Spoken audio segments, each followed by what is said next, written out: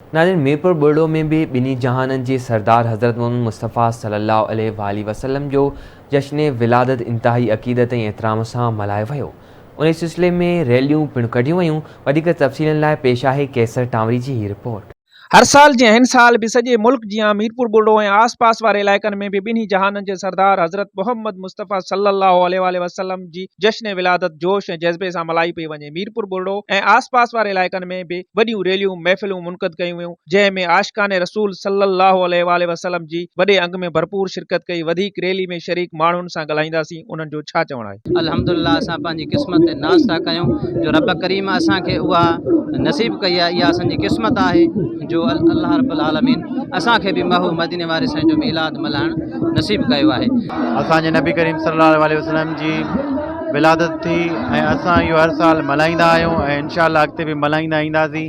हर साल जीअं हिन दफ़े बि तमामु घणा माण्हुनि शिरकत कई आहे। ही अल्लाह ताला जेको आहे पंहिंजे महबूब जी आमद ते एॾो पंहिंजे मुल्क में चरागां करे छॾियो जो महबूब जी आमद सां हैवाननि खे बि ज़ुबान ॾिनी वई, उहे बि हिक ॿिए खे मुबारकूं ॾियणु लॻा।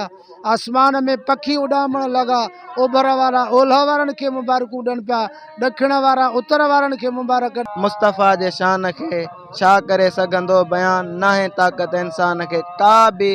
जेका बि अल्लाह साईं काइनात में शइ ख़लक़ी आहे, पाण खां सिवा रब जी ज़ात खां सिवा पंहिंजे महबूब जो ज़िक्र को बि नथो करे सघेसि। असीं बि पंहिंजे ताजदार मदीना जी आमद वारे ॾींहं खे मल्हायूं था त उहो पंहिंजो इरादो त मौला नसीब कयो आहे, पाण वटि सघ उहा न आहे। बहरहाल सुन्नत इलाहीअ मुताबिक़ असीं करे रहिया आहियूं। ते महफ़िल नाती थींदी आ, उतड़ हबीब जी ज़ात ईंदी आ, वसे रहमत रब जी बार बार, ईद ला ईद थी वई।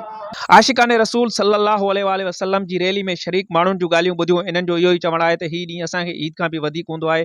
इन ॾींहं ते असां जश्न मिलाद महफ़िलूं लंगर नातूं कयूं वेंदियूं आहिनि ऐं मस्जिदनि ऐं घरनि घिटियुनि खे सब्ज़ परचम सां सिंगारियो वेंदो आहे ऐं मुल्क लाइ पिणु दुआयूं कयूं वेंदियूं आहिनि। कैमरामैन रफ़ीक टांवरी सां गॾु कैसर टांवरी, आवाज़ टीवी, मीरपुर बुर्डो।